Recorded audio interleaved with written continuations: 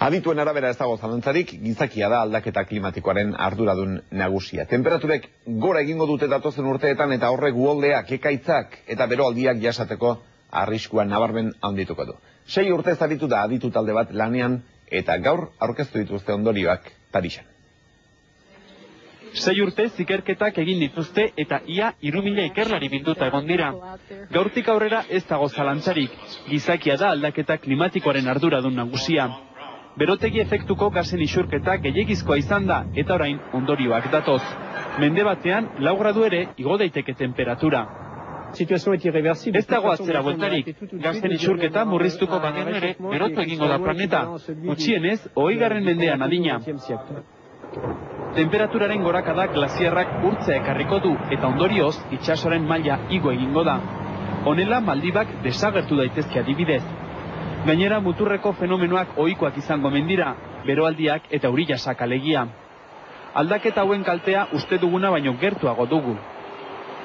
Mediterraneoaren inguruan dauden lurraldeetan prezipitazioek bera egingo dute. Lurralde lehorrak izango dira eta Iberiar penintxula desertu bilakatzeko prozesuan sartu da dagoeneko. Basamortutze hau soilik 30 urteren buruan bizkortu daiteke.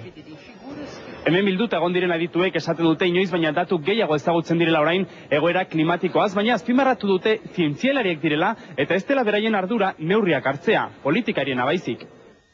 Eta Euskal Herrian zer?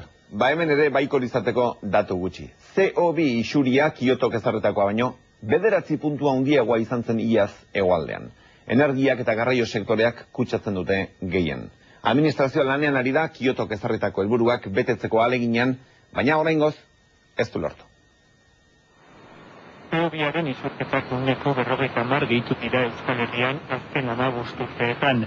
Datua txarra da, baina alde ona ere badu, azken urteotan gutxitzen hasi da kopurua. Aldaketa klimatikoa eragiten duten faktoreetan kaltegarriena CO2 isurketak dira. Iaz, Euskal Autonomia Erkidegoan, Kiotoko hitzarmenak ezartzen duena baino 9 puntu gehiago isuri ziren. Jaurlaritzako ingurumen sailari energia sektoreak sortzen dio kezka bereziki. Zentral termikoek, Pasaiakoak eta Santurtzikoak esate baterako, eta ziklo kombinatukoek egindako isuriak 4 bider handitu dira 1990-etik.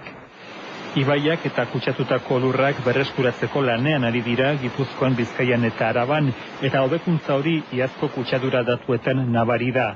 Jaurlaritzak espero du hemendik 3 urtera Kiotok ezarritakotik gertu egotea. Nafarroan airera isurtzen den CO2 kopuruak gora egingo du datozen urteetan.